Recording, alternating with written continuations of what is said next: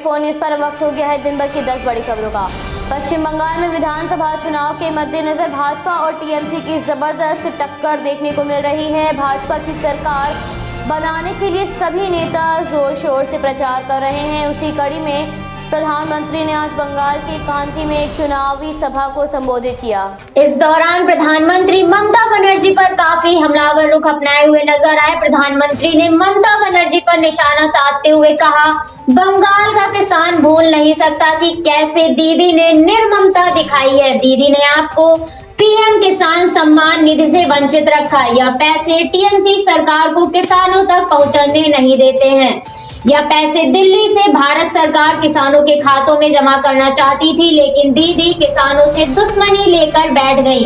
किसानों के खाते में भारत सरकार के पैसे जाने नहीं दिए। प्रधानमंत्री ने आगे कहा, केंद्र सरकार हर घर नल से जल पहुंचाने के लिए काम कर रही है, लेकिन टीएमसी की सरकार ने यहाँ यह भी नहीं होने दिया। टीएमसी सरकार को आपकी चिंता नहीं है। बहन बेटियों के सशक्तिकरण के लिए जो काम केंद्र की भाजपा सरकार कर रही है, उसे डबल इंजन की सरकार कई गुना बढ़ाने वाली है। भाजपा का संकल्प है बंगाल के गरीब से गरीब तक हर क्षेत्र तक विकास पहुंचाने का। भाजपा हर स्कीम को स्कैम मुक्त करेगी, कट कमीशन पर रोक लगाएगी। आगे प्रधानमंत्री ने कहा, लाभार्थियों के बैंक खाते में सीधा लाभ देने के लिए डीबीटी देने के लिए कदम उठाएगी।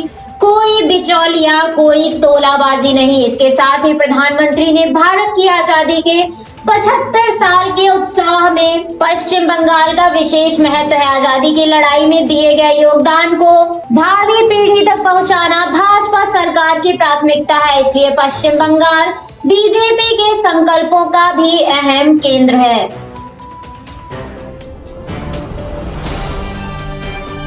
राहुल गांधी ने बिहार के मुख्यमंत्री पर निशाना साधते हुए ट्वीट करके कहा, बिहार विधानसभा की शर्मनाक घटना से साफ है कि मुख्यमंत्री पूरी तरह से आरएसएस बीजेपी मय हो चुके हैं। लोकतंत्र का चीरहरण करने वालों को सरकार कहलाने का कोई अधिकार नहीं है। विपक्ष फिर भी जनहित में आवाज उठाता रहेगा, हम नहीं डरते। आपको बता दें, कल बिहार में भारी प्रदर्शन के बीच विधानसभा बिहार सशस्त्र पुलिस बल विधेयक पारित हो गया। इसको लेकर तेजस्वी प्रसाद यादव ने कहा कि बिहार सशस्त्र पुलिस बल विधेयक काला कानून है और इसे किसी भी हालत में सदन में पास नहीं होने दिया जाएगा। उन्होंने कहा कि सरकार 19 लाख रोजगार के वादे सहित जनहित के तमाम मुद्दों पर ध्यान नहीं दे रही, इसलिए हम संसद का घेराव करेंगे। आपको बता दें, बिहार सशस्त्र पुलिस बल विधेयक के खिलाफ तेज प्रताप समेत राज्य के कई नेता शामिल हैं। बता दें कि इस मार्च के लिए राजद को प्रशासन की ओर से अनुमति नहीं मिली थी। इसके बावजूद राज्य समर्थक इसके घेराव के लिए गए। वहीं भारी हंगामे के बीच पुलिस ने तेजस्वी, तेज प्रताप समेत कई कार्यकर्ताओं को हिरासत में लिया है।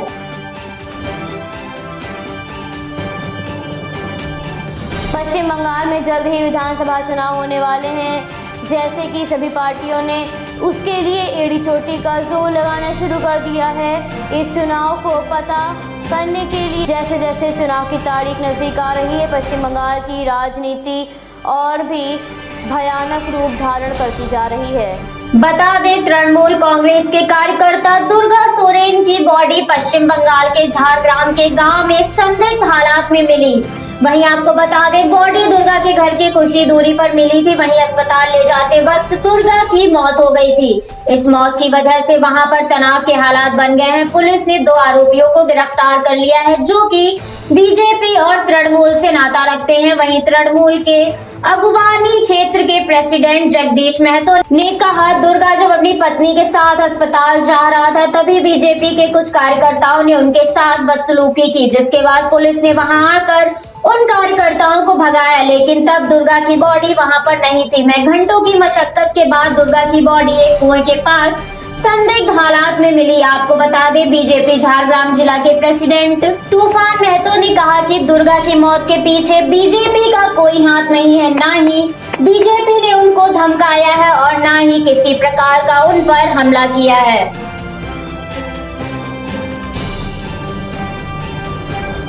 भारतीय रेलवे ने होली पर घर पर होली के लिए जाने वाले यात्रियों की सुविधा के लिए रेलवे ने कई विशेष ट्रेनें चलाने का फैसला लिया है। आपको बता दें, विभिन्न दिशाओं से पूर्वांचल के लिए बड़ी संख्या में लगातार ट्रेनें चलाई जा रही हैं। स्पेशल ट्रेन मुख्य रूप से Gorakhpur, Secunderabad, Gorakhpur, Kanpur Central, Amritsar, Kanpur Central, New Jalpaiguri, Jammu Tawi के बीच चलेंगी। वहीं आपको बता दें, ट्रेन संख्या 07003/07004 सिकंदराबाद गोरखपुर सिकंदराबाद के बीच चलेगी। सिकंदराबाद से गोरखपुर के लिए 25 मार्च को चलाई जाएगी।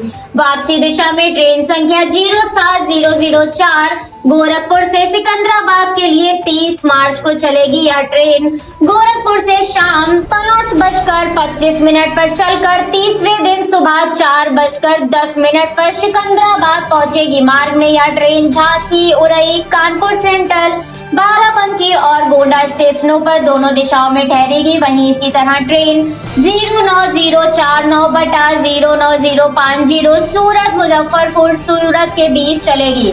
सूरत से यह ट्रेन मुजफ्फरपुर के लिए 6 मार्च को चलेगी और वापसी में मुजफ्फरपुर से सूरत के लिए यह स्पेशल ट्रेन 28 मार्च को चलेगी। मार्ग में यह विशेष ट्रेन बीना, झांसी, ग्वालियर, आगरा कैंट, टुंडला, कानपुर सेंट्रल, लखनऊ, फैजाबाद, अयोध्या, शाहगंज, आजमगढ़, मऊ, बलिया, छपरा व हाजीपुर स्टेशनों पर दोनों दिशाओं में ठहरेगी।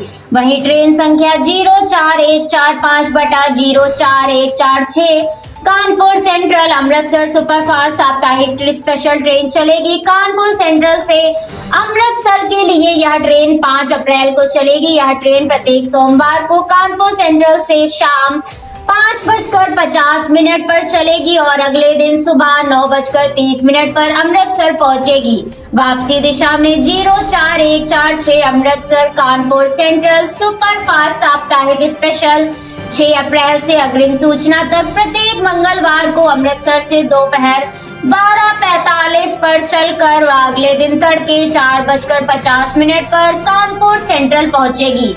मार्ग में यह विशेष ट्रेन उन्नाव, बालामू, बरेली, मुरादाबाद, लक्सर, रुड़की, सहारनपुर, अंबाला, राजपुरा, साहनेवाल, लुधियाना, फगवाड़ा, जलंधर तथा ब्यास ट्रेनों पर दोनों दिशाओं में ठहरेगी।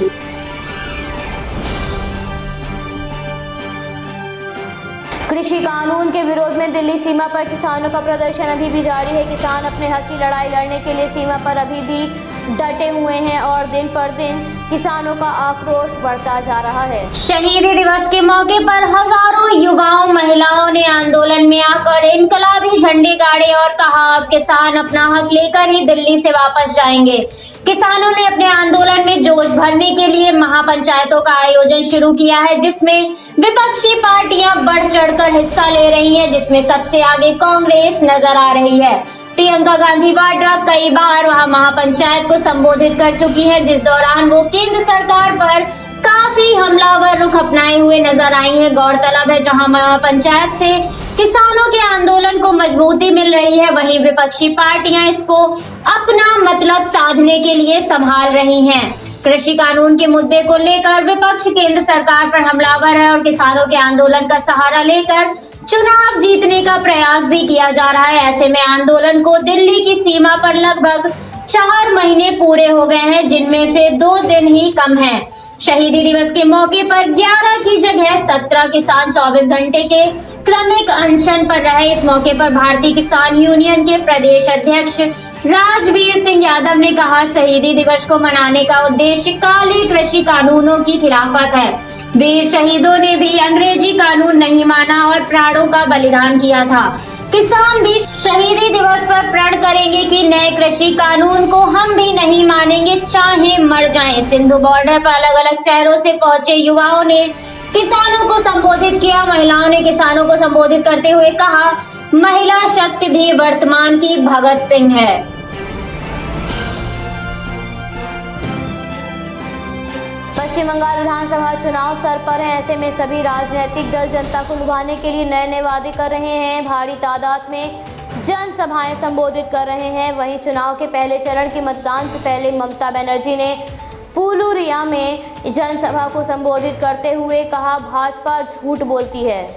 आगे उन्होंने कहा, केंद्र सरकार सरकारी कंपनियों को बेच रही है और सिर्फ प्रधानमंत्री नरेंद्र मोदी की झूठ की फैक्ट्री बची रहेगी। आप लोग भाजपा को वोट मत देना। यह पार्टी झूठे सपने दिखाती है और झूठे वादे करती है। भाजपा बंगाल में लोगों से लंबे चौड़े वादे कर रही है, लेकिन भगवा पार्टी असम और त्रिपुरा में विधानसभा चुनावों के लिए अपने घोषणा पत्र में किए गए वादों को पूरा करने से मुकर गई। पूर्वोत्तर के इन दोनों राज्यों में भाजपा सरकारों ने हजारों सरकारी कर्मचारियों को बेरोजगार कर दिया। वहीं आगे उन्होंने कहा कि 2014 लोकसभा चुनाव से पहले भाजपा ने 15-15 लाख रुपए खाते में आने का वादा किया था। उन्होंने लोगों से पूछा कि क्या आप लोगों के खाते में 15 लाख रुपए आए? या गद्दारों और मीर जाफरों की पार्टी है, या डकैतों और राक्षसों की पार्टी है? यह गरीब लोगों की पार्टी नहीं है। ममता ने अन्य चुनावी रैलियों की तरह यहाँ भी जनसभा में चंडी पाठ के मंत्र पढ़े हैं। पश्चिम बंगाल में विधानसभा चुनाव नजदीक आ चुके हैं। ऐसे में सभी पार्टियां जनता को लुभाने में लगी हुई हैं। बीजेपी ने जहां अपने दिग्गज नेता को बंगाल में चुनाव प्रचार के उतार दिया, तो वहीं रोज अलग अलग जनसभाओं को संबोधित कर रहे हैं। पश्चिम बंगाल में जीतने के लिए ममता बनर्जी वादों पर वादे किए जा रही हैं। वहीं आपको बता दें, नौकरी की मांग कर रहे एसएससी अभ्यर्थियों ने ममता बनर्जी के कालीघाट स्थित आवास के सामने विक्षोभ प्रदर्शन किया। इसके साथ ही एसएससी अभ्यर्थियों और पुलिस कर्मियों के बीच धक्का मुक्की भी हुई। करीब आधे घंटे बाद पुलिस स्थिति को नियंत्रित कर सकी। वहीं बाद में सभी अभ्यर्थियों को पुलिस वैन में भरकर लाल बाजार भेज दिया गया। बता दें कि चुनाव प्रचार में ममता बनर्जी जनता से वादे कर रही हैं। काशीपुर में चुनाव प्रचार के दौरान उन्होंने जनता से वादा किया कि इस बार फिर टीएमसी सत्ता में आती है तो शिक्षकों की नियुक्ति डबल कर दी जाएगी। एक तरफ ममता बनर्जी शिक्षकों की नियुक्ति करने का वादा कर रही हैं, वहीं दूसरी तरफ परीक्षा पास करने के बाद भी नौकरी नहीं मिलने पर एसएससी अभ्यर्थी प्रदर्शन कर रहे हैं। वहीं अभ्यर्थियों ने विभिन्न मांगों को लेकर प्ले कार्ड बनाया था। उन प्ले कार्ड में उन्होंने लिखा कि उन्हें नौकरी चाहिए, नौकरी नहीं मिलने पर वो दोबारा सीएम आवास के सामने आएंगे और प्रदर्शन करेंगे।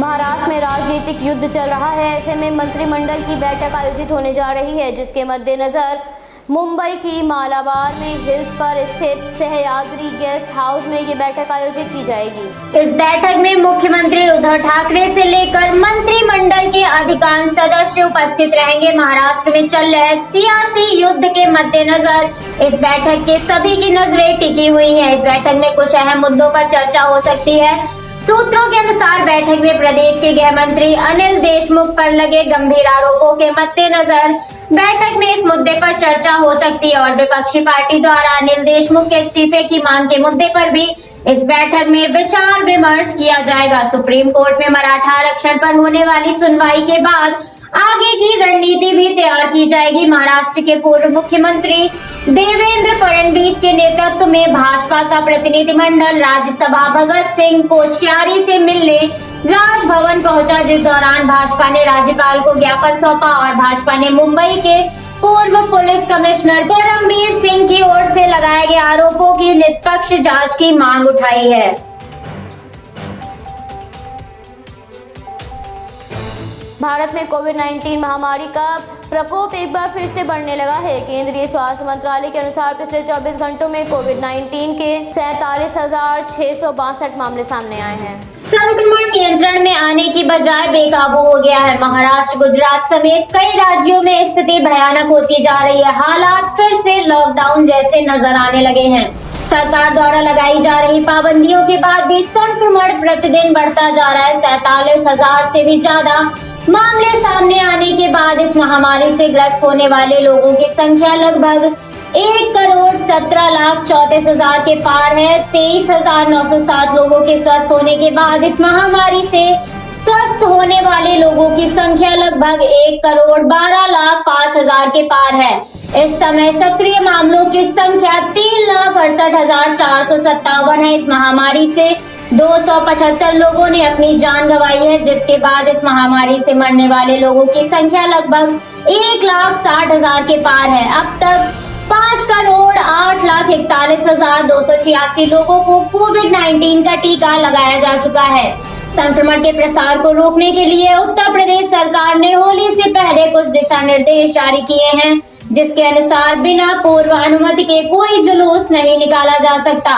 वहीं 60 वर्ष से अधिक उम्र के लोग और 10 वर्ष से कम उम्र के लोगों को किसी भी प्रकार के सार्वजनिक उत्सव में भाग लेने की अनुमति नहीं है। महाराष्ट्र में संक्रमण के बढ़ते हुए मामलों को देखते हुए मुंबई के बीएमसी ने 28 और 29 मार्च को निजी और सार्वजनिक जगह पर होली खेलने पर रोक लगा दी है।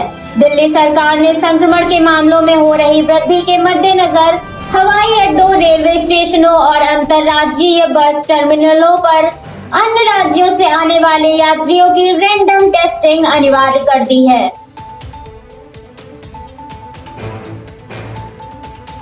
ऑस्ट्रेलिया में भारी बारिश के कारण एक बार फिर से जनजीवन अस्त व्यस्त हो गया है और बाढ़ आने से लोगों की मुश्किलें और भी बढ़ गई हैं। ऑस्ट्रेलिया के न्यू साउथ वेल्स में जल भराव के कारण 15,000 से अधिक लोग वहां से हटने का खतरा मंडराने लगा है। बाढ़ के प्रकोप के कारण भारी नुकसान भी सहना पड़ रहा है। इससे पहले 18,000 लोगों को बाढ़ के कारण अपना घर छोड़कर सुरक्षित स्थान पर प्रस्थान करना पड़ा था। मौसम खराब होने के कारण राज्य पर पूरा असर पड़ने के अनुमान है। न्यू साउथ वेल्स के प्रीमियम ग्लेडी ब्रेस्किलियन पर भी बुरा असर पड़ा है। राज्य के कुछ हिस्सों में सप्ताह भर के भीतर ही पूरे साल होने वाली बारिश की 2/3 बारिश हो गई है। प्रधानमंत्री स्कॉट मॉरिसन ने उम्मीद जताई है कि आपात स्थिति ठीक होने की उम्मीद है, लेकिन बाढ़ का पानी जमा रहने से स्थितियां कुछ समय तक विकट रह सकती हैं। यदि आसमान साफ हुआ और सूरज निकला तो यह आपदा जल्दी ही नियंत्रण में आ सकेगी।